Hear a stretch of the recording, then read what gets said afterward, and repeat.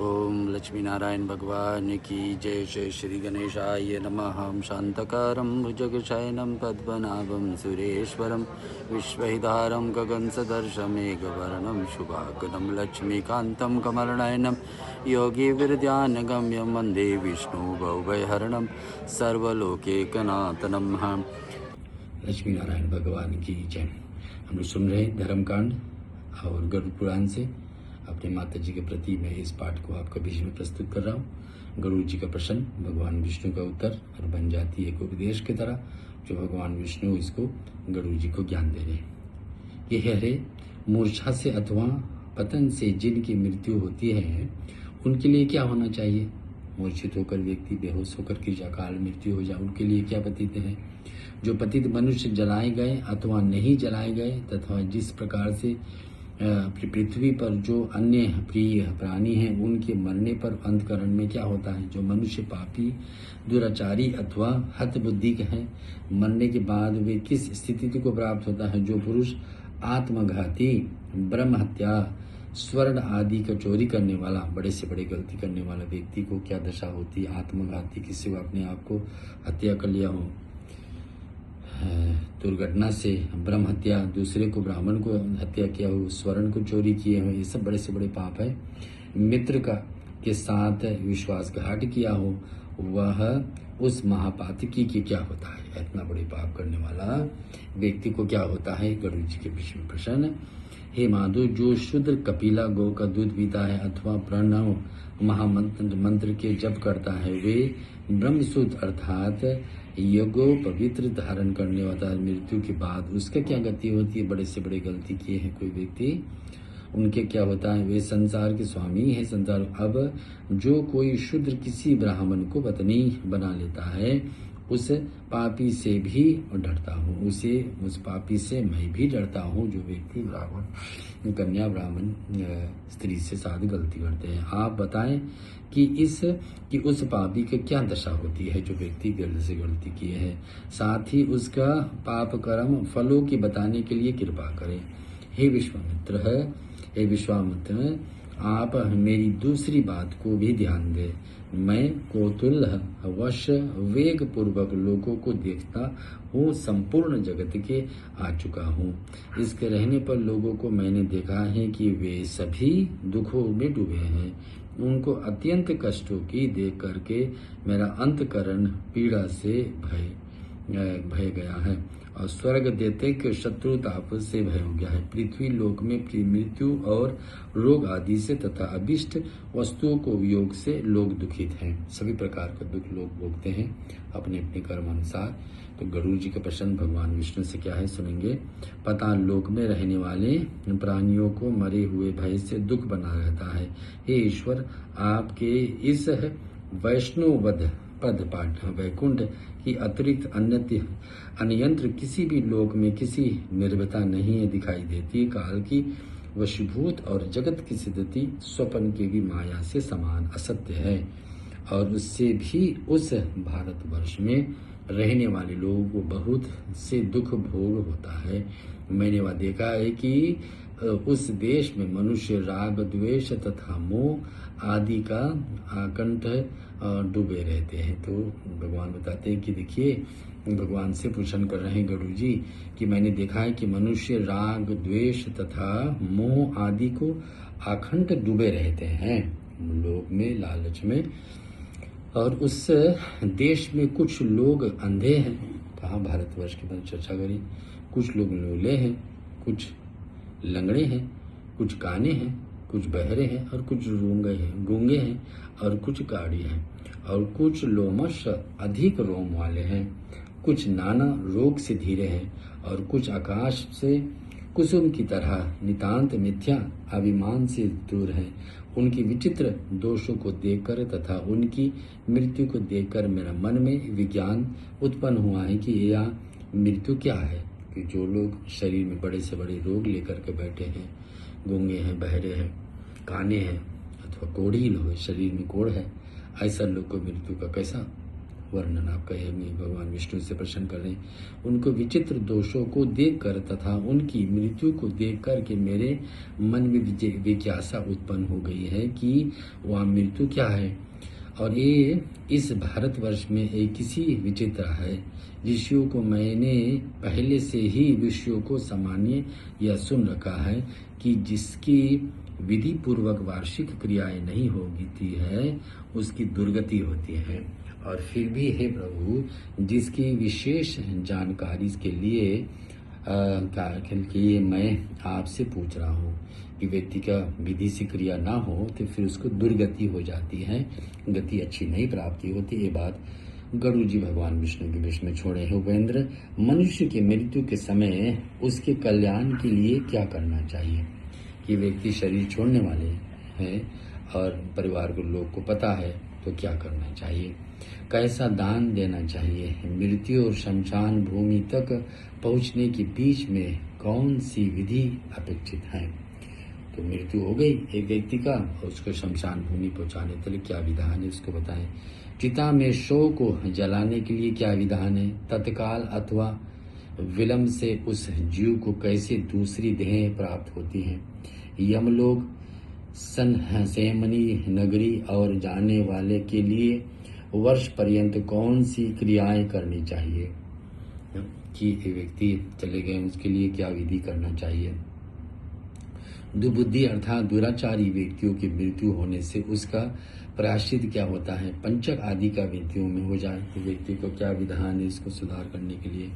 होने कर पंचकाशी गण शांति के लिए पंचकरा शांति के क्या कैसे करना चाहिए? हे देव, आप मेरे ऊपर प्रसन्न हो, आप मेरे इस संपूर्ण भ्रम को विनष्ट करने के लिए समर्थ हैं। मैंने आपसे यह सब लोक मंगल की कामनाएं पूछा है, मुझे बताने की कृपा करें। गरुड़ जी का प्रश्न भगवान विष्णु से क्या पूछे कि हमारे लिए लोक मंगल, लोगों को भलाई के लिए, मंगल के लिए, और मुझे बताने कि मैंने आपसे ये प्रश्न लोक भलाई के लिए और लोगों की कल्याण के लिए बात पूछे, बताइए।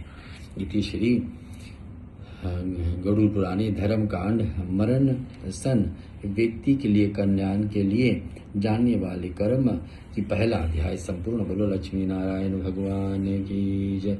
श्रीमन नारायण नारायण नारायण लक्ष्मी नारायण नारायण नारायण भजमन नारायण नारायण नारायण लक्ष्मी नारायण नारायण नारायण।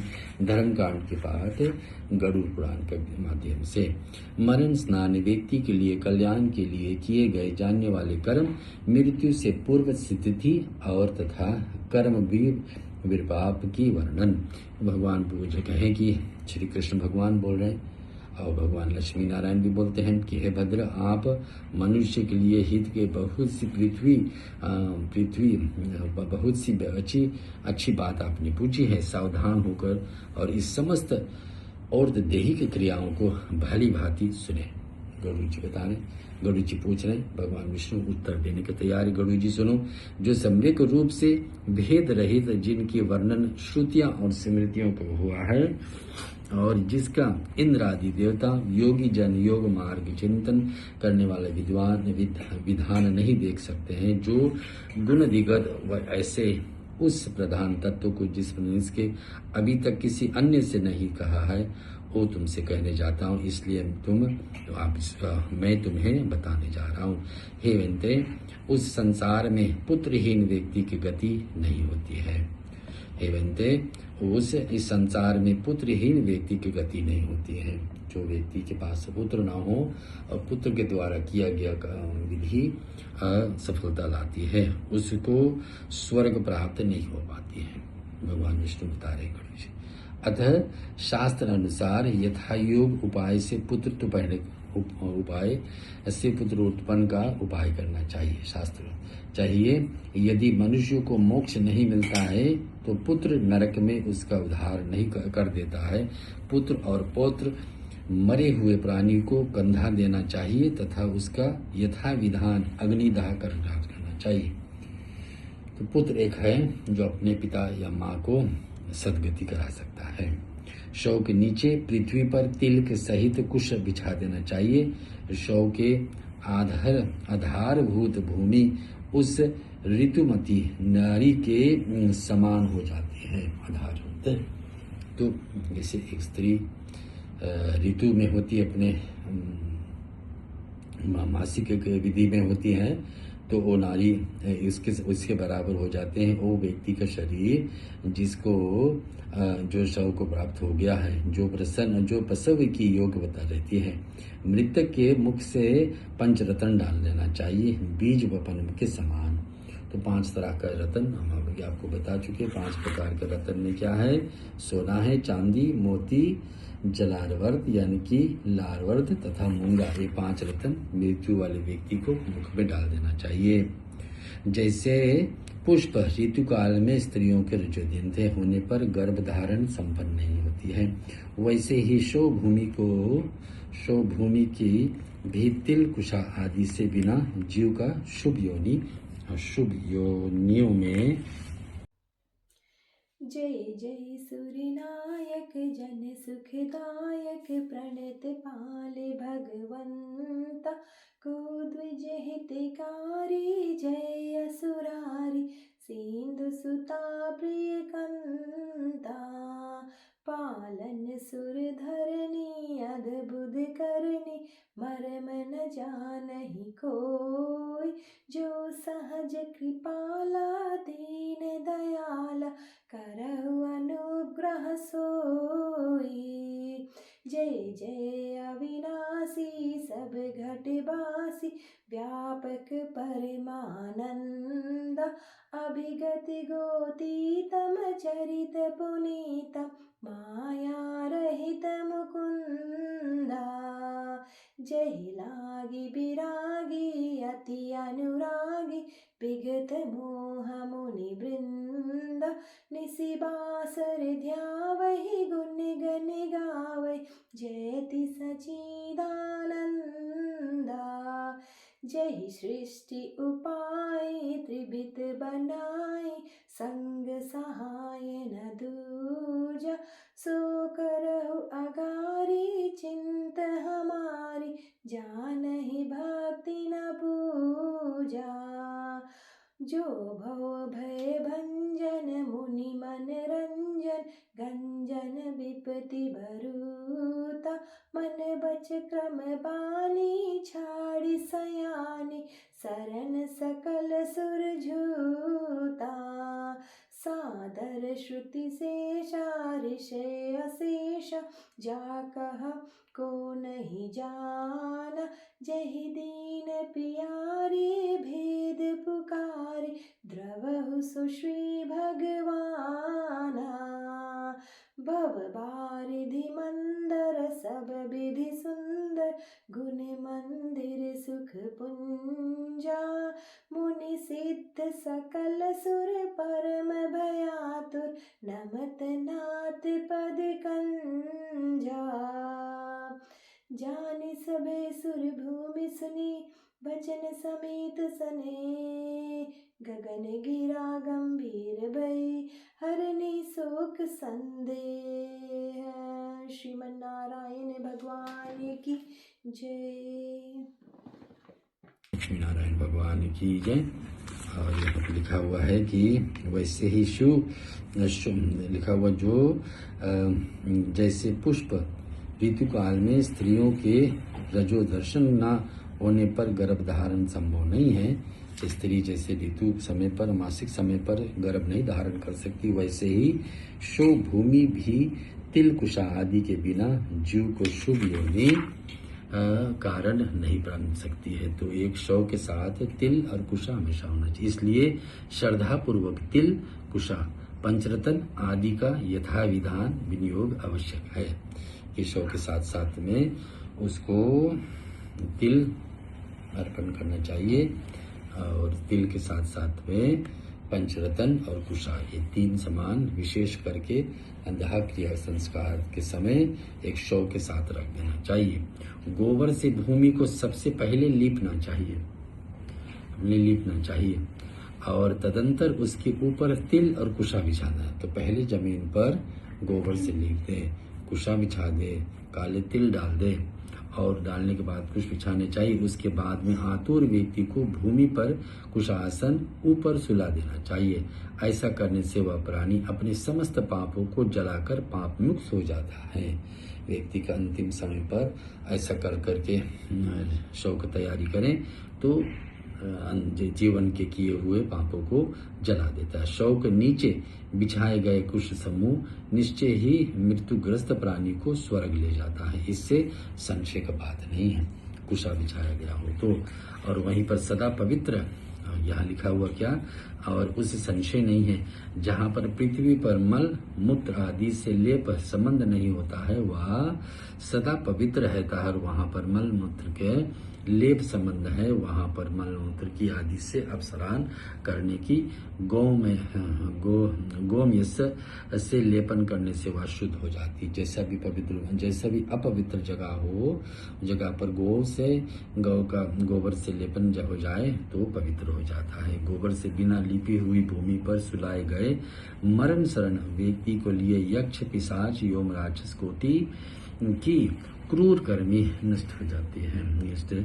क्रूर कर्मी दुष्ट लोग प्रविष्ट हो जाते हैं। ऐसा हो जाता है, गोबर से लिपा जाए, काले तिल बिछाया जाए, काले तिल डाला जाए और कुशा बिछाया जाए तो वहाँ पर व्यक्ति को दुष्ट लोग प्रविष्ट नहीं हो पाते हैं। जो अकाल मृत्यु होने वाले आत्माएं हैं आस पास में भटक रहे हैं वो इनको परेशान नहीं कर पाएंगे। और व्यक्ति को नित्य होम, और इधर बताया गया जो मरण स्नान से मुक्ति, मरण स्नान के मुक्ति के लिए उस जल से बनाए गए मंडल वाली भूमि पर जो सुलाना चाहिए, क्योंकि नित्य होम, श्राद्ध, प्रातःक्षारणम और ब्राह्मणों को अर्चना एवं भूमि का मंडलकरण मुक्ति के हेतु माने गए जाते हैं। तो मुक्ति के साधन तो बहुत है, लेकिन यहाँ पर बताने की ऐसा विधि एक शव के साथ में अंत में करना चाहिए। क्या क्या करना चाहिए कि गोबर से बिना लिपा हुई भूमि सुलाए गए मरण स्नान व्यक्ति के लिए यक्ष, पिशाच एवं राक्षस कोटि के क्रूरकर्मी दुष्ट लोग परेशान नहीं करेंगे। और इधर मरण स्नान के मुक्ति के लिए उससे जल से बनाए गए मंडल वाली भूमि पर ही सुलाना चाहिए, क्योंकि नित्य होम, श्राद्ध, प्राद पलक्षणम, ब्राह्मणों की अर्चना एवं भूमि का मंडलकरण मुक्ति के लिए हेतु बना माने जाते। बिना लिपि पोती मंडलहीन भूमि पर मरण स्नान व्यक्ति के लिए ही सुलाना चाहिए। तो बिना भूमि पर लेपन हुआ व्यक्ति को नहीं सुलाना चाहिए। भूमि पर बनाए गए ऐसा मंडल में ब्रह्मा, विष्णु, रुद्र, लक्ष्मी तथा अग्नि आदि देवता विराजमान हो जाते। अतः मंडल का निर्माण अवश्य करना चाहिए। मैंने धरती पर गोबर से जरूर लेपना चाहिए, कुशा और तिल जरूर डालना चाहिए। ऐसा करने से ऐसे सारे देवता ब्रह्मा, विष्णु, रुद्र, लक्ष्मी तथा अग्नि का निवास हो जाता है। अतः मंडल का निर्माण अवश्य करना चाहिए। मंडलहीन भूमि पर प्राण त्याग करने पर वह चाहे बालक हो, चाहे वृद्ध हो अथवा चाहे जवान हो, उसका अन्य योनि नहीं प्राप्त होती है। यथार्थ सुनिए, उसकी जीव आत्मा वायु के साथ भटकती रहती है। उसी प्रकार से वायुयुक्त जीवात्मा के लिए श्राद्ध का विधान और न तो जल पर्यंत क्रिया ही बताई गई है। ये गुरु जी, तिल मेरे पसीने से उत्पन्न हुआ है। अब आगे हम सुन रहे तिल और कुशा के विषय में। लक्ष्मी नारायण भगवान की जय।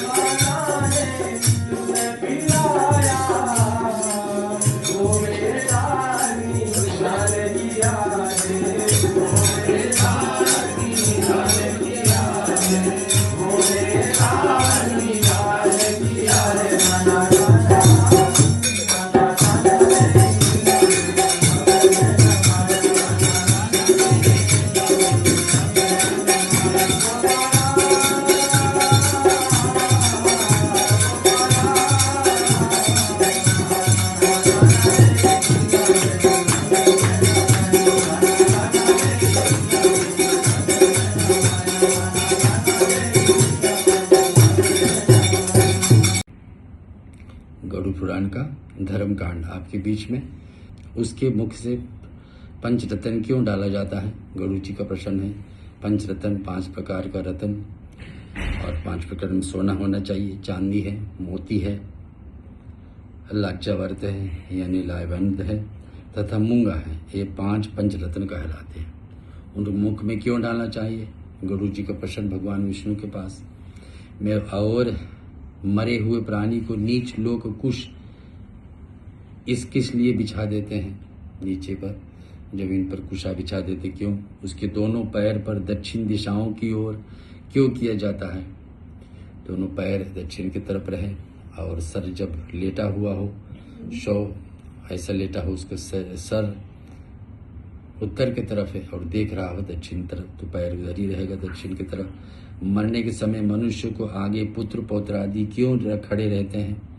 मृत्यु के समय पौत्र पुत्र आदि जो गति कराएंगे। हे केशव, गरुड़ जी का प्रश्न भगवान विष्णु से। मृत्यु के समय विविध वस्तुओं को दान एवं गौदान किस लिए किया जाता है? बंधु बांधव, मित्र और शत्रु आदि सभी मिलकर के क्यों क्षमा याचना करते हैं? इससे प्रेरित होकर के लोग मृत्यु काल में तिल, लोहा, स्वर्ण, कपास, नमक, सप्तधान, 7 प्रकार के धान में है, जौ, धान, तिल है, कंगनी है, मूंग है, चना तथा सावा, ये सप्तधान कहा जाता है, 7 प्रकार का अनाज है। ये बंधु बांधव मिल करके भूमि और गौ का दान क्यों करते हैं? 7 प्रकार इतने दान का समान बता रहे हैं। मृत्यु के समय, मृत्यु काल में तिल, लोहा, स्वर्ण यानी कि सोना, कपास, रुई, नमक, सप्तधान, भूमि अतः गौदान। प्राणी कैसे मरता हुआ मरने के बाद कहा जाता है? उस समय वह अतिवाहिक शरीर निराधार रूप से आत्मा को वहन करने में से शरीर को कैसे प्राप्त होता है, यानी शरीर छोड़ने के बाद में क्या प्राप्त होता है उनको। और अग्नि देने वाले पुत्र और पौत्र उसके कंधे पर क्यों ले जाते हैं? जो अग्निदान करवाएंगे, दाह संस्कार करेंगे, बेटा हो या पोता हो, तो क्यों कंधे पर ले जाते हैं? शव में घृत का लेप क्यों किया जाता है? घी का क्यों लेपन किया जाता है शव पर? और उसी समय एक आहुति देने की परंपरा कहाँ से चली आई है? कुछ हवन का आहुति भी पड़ती है दाह संस्कार से पहले। शव का भूमि स्पर्श किस लिए करवाया जाता है? कि धरती पर हटाया जाए। और स्त्रियां उस मरे हुए व्यक्ति के लिए क्यों विलाप करती हैं? शव की उत्तर दिशाओं की यम युक्त हो करके वह पाठ क्यों करना चाहिए? कि बता रहे कि अब शव का उत्तर दिशाओं, उत्तर यानी कि नॉर्थ डायरेक्शन, यम सूक्त का पाठ क्यों करना चाहिए? मरे हुए व्यक्ति को पीने के लिए जल एक ही वस्त्र धारण करके क्यों करना चाहिए? जो व्यक्ति शरीर छोड़ दिए उनके लिए जल अर्पण करना चाहिए कुशा गाड़ करके, तो क्यों एक वस्त्र पहन के करना चाहिए? और क्यों गीले वस्त्र पहन कर? उसी समय सूर्य बिंब निरीक्षण परत पर स्थापित एवं सरसों, दुर्वा, नीम की पत्तियों को स्पर्श करने के विधान क्यों है? कि सरसों का अथवा दुर्वा घास का अथवा नीम का स्थापित एवं ये पत्तियों को स्पर्श करना चाहिए क्यों? उस समय स्त्री एवं पुरुष दोनों नीचे ऊपर एक ही वस्त्र क्यों धारण किए रहते हैं? शोक दाह संस्कार करने का पश्चात उस व्यक्ति को अपने परिजनों को साथ बैठ करके योग आदि क्यों करना चाहिए? कि सब परिवार बैठ करके को पाठ करना चाहिए, सुविधा हो तो। देश काल परिस्थिति के पिछते भी यहाँ चर्चा है कि देश काल परिस्थिति जैसा करा रहा है इसके हिसाब से चलिए। चतुर्वेदी पर हुए मिट्टी के पात्र में दूध क्यों रखा जाता है? रस्सी के बंधे हुए 3 काष्ठ त्रिलोकनी के ऊपर रात्रियों को गांवों को चौराहों पर एकांत में वर्ष पर्यंत प्रतिदिन दीपक क्यों जलाना चाहिए पितृ के लिए जो चले गए हैं? शोक दाह संस्कार तथा अन्य लोगों को साथ जल तर्पण की क्रिया क्यों किया जाता है? शव के लिए जो व्यक्ति शरीर छोड़ दिए उनके लिए वर्ष पर्यंत प्रतिदिन दीपक जलाना चाहिए, पूरा 1 वर्ष बीत जाए। और फिर शव का दाह संस्कार तथा अन्य लोगों को साथ जल तर्पण भी करना चाहिए हर दिन। भगवान गरुड़ जी पूछ रहे हैं इसके लिए 9 पिंड देने के चाहिए। मृत्यु के बाद प्राणी अतिवाहिक शरीर चला जाता है, उसके लिए 9 पिंड देने चाहिए। या क्या प्रयोजन है? और जिस विधान से पितरों के पिंड दान करना चाहिए और उस पिंड दान स्वीकार करने के लिए उनका आह्वान कैसे किया जाना चाहिए कि पितरों को कैसे बुलाकर उनको पिंड दान दें। हे देव, भगवान विष्णु से गरुड़ जी, यदि ये सभी कार्य मरने के तुरंत बाद संपन्न हो जाते हैं तो फिर बाद में पिंडदान क्यों देना चाहिए? शरीर छोड़ते ही सारे पिंडदान हो जाए, फिर वो बाद में भी दे या ना दे। पूर्व किए गए पिंडदान के बाद में पुण्य पिंडदान आए नई क्रियाओं को करने से क्यों आवश्यकता है कि एक बार पिंडदान हो गया फिर बाद में फिर दिया जाता है क्यों? दाह संस्कार के बाद अस्थि संजयन यानी अस्थियों को गंगा में पहुंचाना और घट फोड़ने का विधान क्यों है? दूसरे दिन और चौथे दिन साग्नि द्विज का स्नान का विधान क्यों है?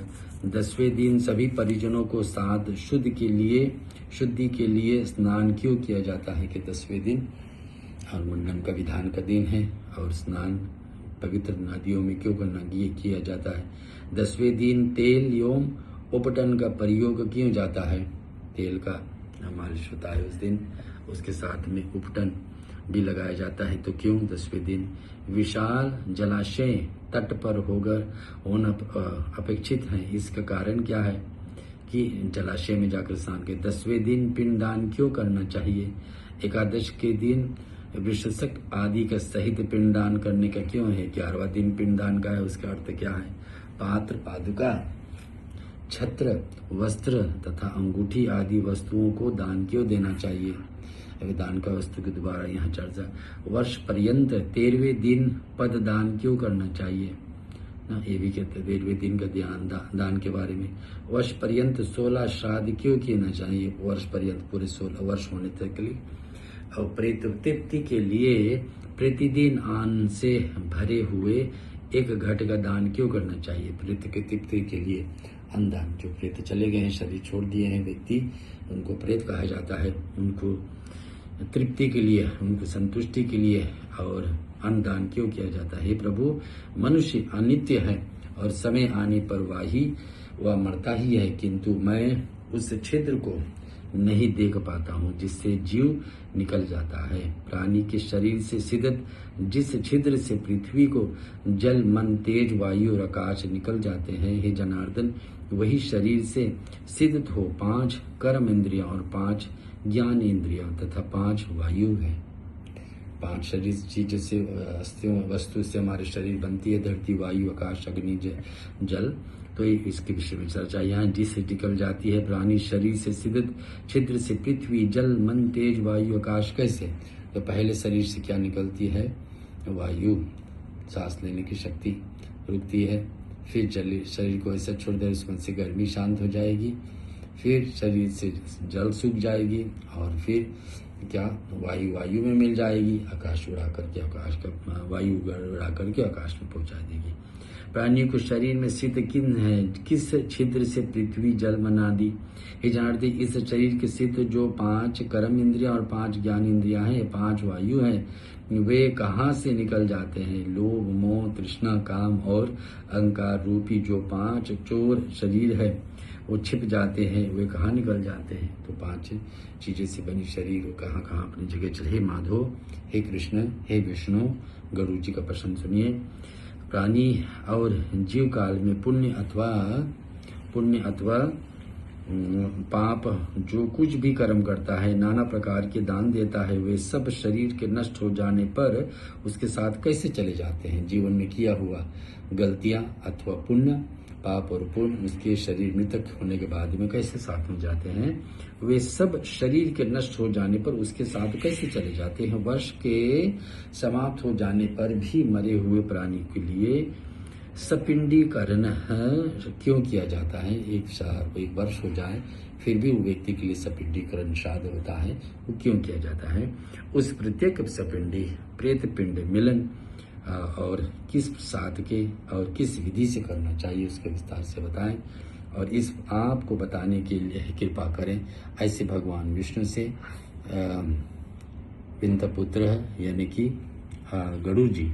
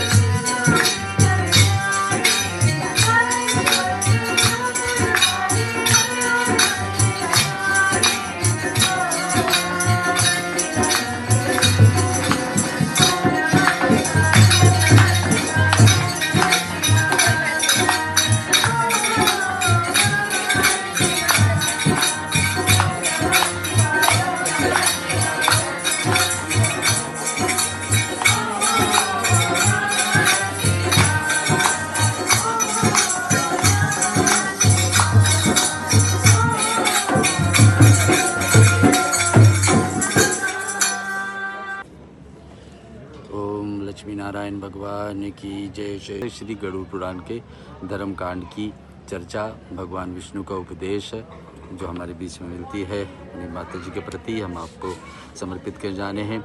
कल सुने थे कि भगवान विष्णु गरुड़ जी को समझाए कि उन्हीं विधि अनुसार मनुष्यों को ब्रह्मा, देवेश्वर तथा पितृजनों को संतुष्ट करना चाहिए। अपस्थ आदि होकर के तिल का उपयोग करने से ब्रह्मा, पितृ और देवेश्वर तृप्त होते हैं। कि तृप्त क्या, तिल का महात्म, कुशा का महात्म, तुलसी का महात्म, गोबर का महात्म बहुत दिया गया है गरुड़ पुराण में। इस ज़्यादा करके पितृ पूजन में लिए।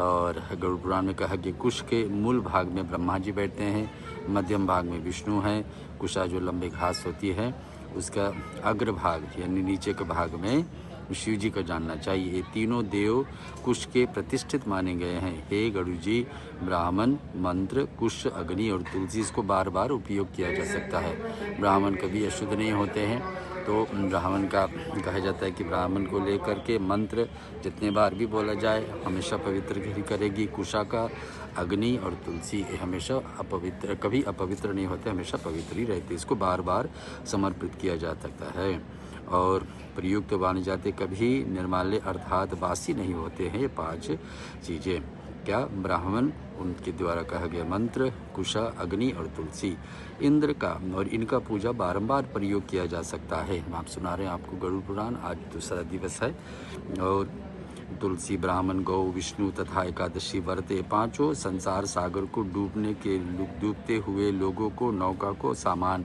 वर देता है। तो ये 5 चीज़ें और है जो कि व्यक्ति उपयोग करता है तो नौका डूबे, यानी कि संसार में कोई डूब रहा हो, बड़े से बड़े कर्म भी किए हो, लेकिन ये 5 चीज़ें उसको ताड़ देती। क्या क्या? तुलसी और ब्राह्मण आपको अच्छे से मार्ग दिखा करके ठीक ले जाए। गौ का सेवा आदि में, गौ का गोबर, गौ के गोबर के लेपन की चर्चा में सुनते हैं। गौमूत्र है, गौ का दिया वो दूध है। विष्णु भगवान की चर्चा, भगवान की भक्ति तथा एकादशी व्रत, ये 5 चीज़ें व्यक्ति को तार सकता है। गरुड़ पुराण बता रहे हैं। और सुनो, विष्णु, एकादशी व्रत, गीता, तुलसी, ब्राह्मण और गौ, ये 6 इस असार संसार में लोगों को मुक्ति प्रदान करने के लिए एक साधन है। षटपदी में कहा जाता है क्या? विष्णु भगवान की भक्ति, एकादशी का व्रत करने वाला, गीता को सुनने, समझने और चलने वाला व्यक्ति, तुलसी का सेवा, तुलसी पौधा की सेवा, तुलसी भगवान को समर्पित करने के, तुलसी मुख में रखने का, ये सब साधन।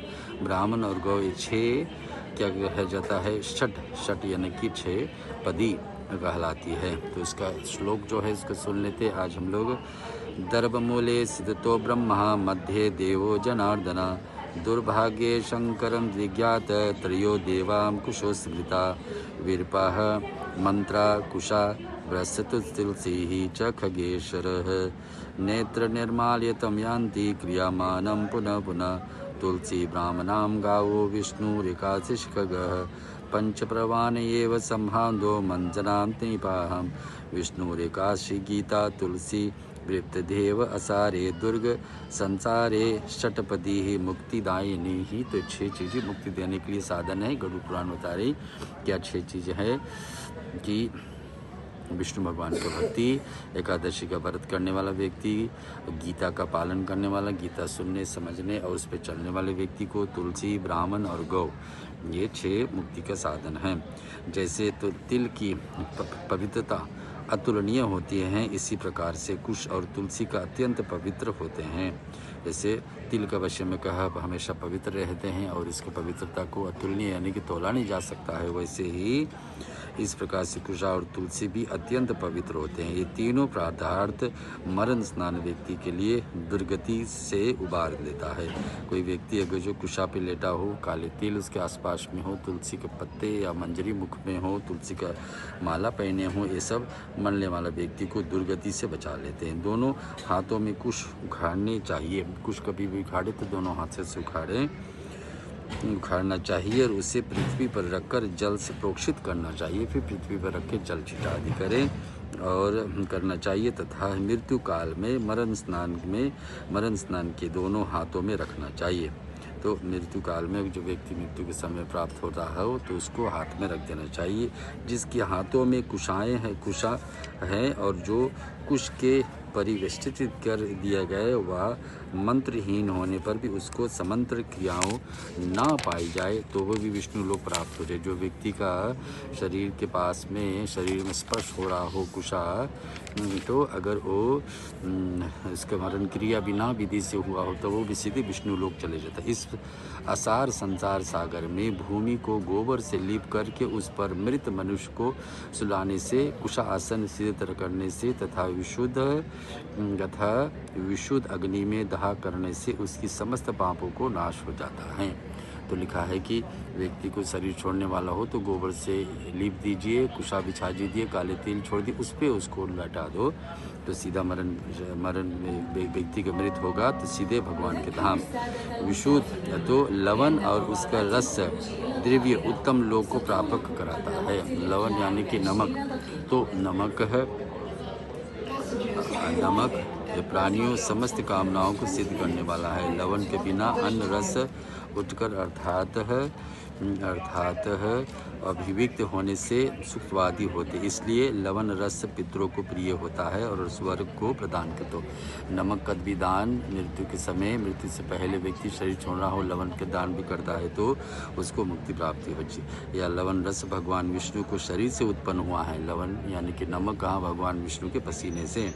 इस बात को जानने के लिए योगी जन लवण के साथ दान करने के कहते हैं। इस पृथ्वी पर यदि ब्राह्मण, क्षत्रिय, वैश्य, स्त्री तथा शूद्र वर्ण के अतुर व्यक्ति प्राण ना निकलते हों तो उसके समय स्वर्ग द्वार खोलने के लिए लवण का, कोई व्यक्ति की कठिनाई बहुत कठिन कष्ट सह रहे हैं और शरीर छोड़ने में दिक्कत आ रहा है तो उसको लवण उनको हाथों से यानी कि नमक दान करवा लेना चाहिए।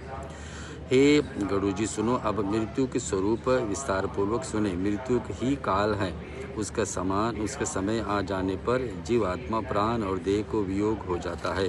मृत्यु अपने समय पर ही आती है। सभी व्यक्ति का मृत्यु पहले से निश्चित हो जाती है। मृत कष्ट से प्रभाव से प्राणी अपने किए कर्मों को एकदम भूल जाता है। अंतिम में ये गुरुजी जिस प्रकार से वायु मेघमंडल से इधर उधर खींचता है उसी प्रकार से प्राणी काल के वश में हो जाता है। अंत में सात्विक, तामसिक, राजसिक ये सभी भाव काल को वश में हो जाता है। प्राणियों को काल में अनुसार अपने अपने प्रभाव को विस्तार कहते हैं।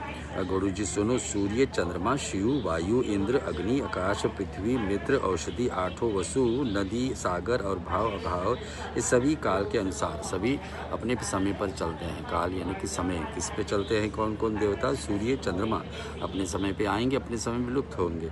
और क्या, भगवान शिव, वायु देवता, इंद्र देवता, अग्नि, आकाश, पृथ्वी, मित्र, औषधि, आठों वसु, नदी और सागर ये सब अपने अपने समय।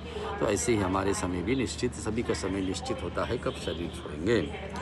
और नदी, सागर, हाँ ये लिखे हुए, और अनुसार यथा समय उद्भित होते हैं, बढ़ते और घटते है। और मृत्यु के उपस्थित होने पर काल के प्रभाव से विनष्ट हो जाती है। मृत्यु हो जाती है तो फिर काल के समय के प्रभाव से विनष्ट हो जाती है। सुनो, जब मृत्यु आ जाती है तो उसके कुछ समय पूर्व थोड़े ही समय में देव योग से कोई ना कोई रोग आ जाता है प्राथमिक व्यक्ति को ना। जब समय आ ही जाता है मृत्यु को तो कोई रोग एक कारण बन जाती है कि रोग होगा तो फिर शरीर छोड़ेंगे।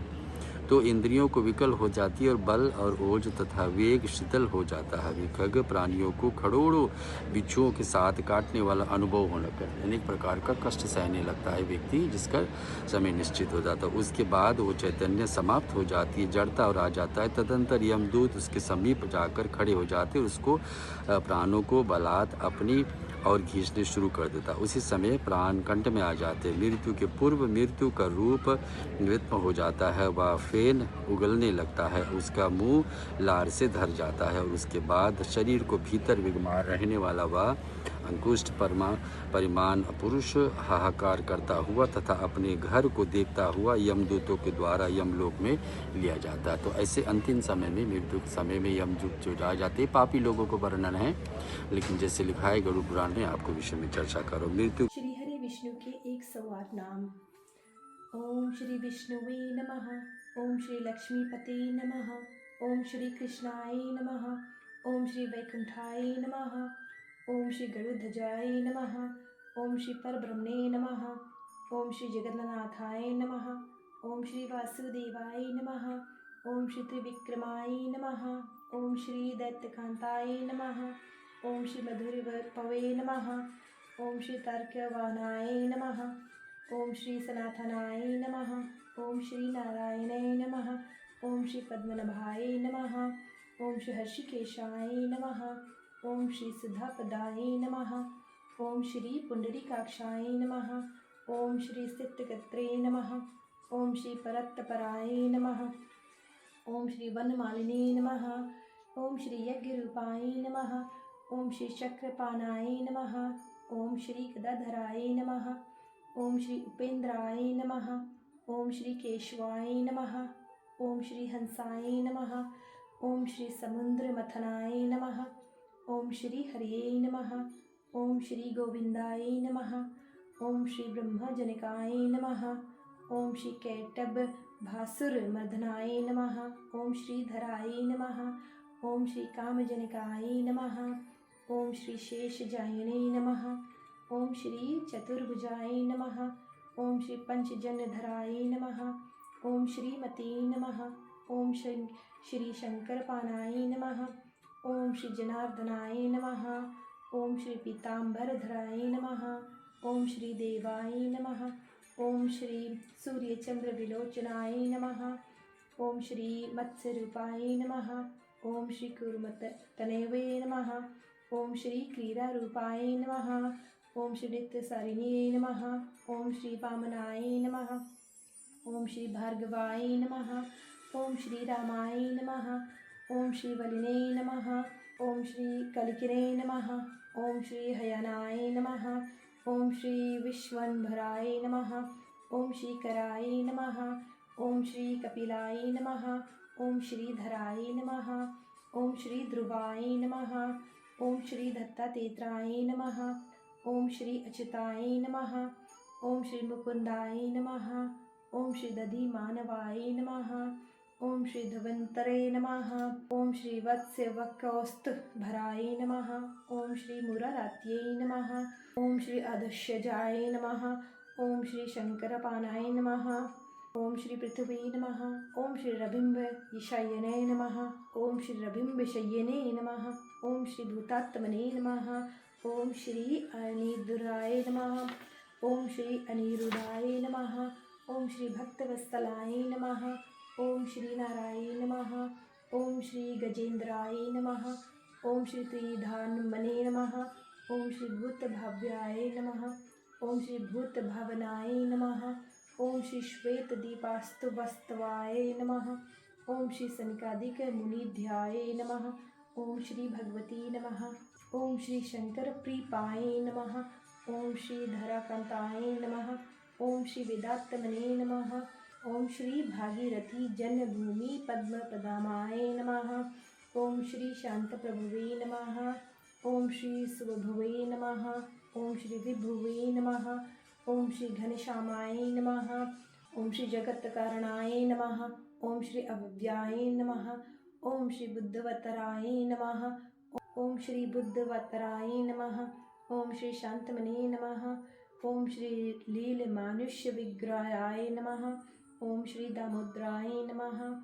ओम श्री वीरांगरूपाय नमः। ओम श्री भूत भव्य भव्य प्रभुवे नमः। ओम श्री आदिदेवाय नमः। ओम श्री देव देवाय नमः। ओम श्री प्रहलाद परिपालकाय नमः। ओम श्री महाविष्णुवे नमः।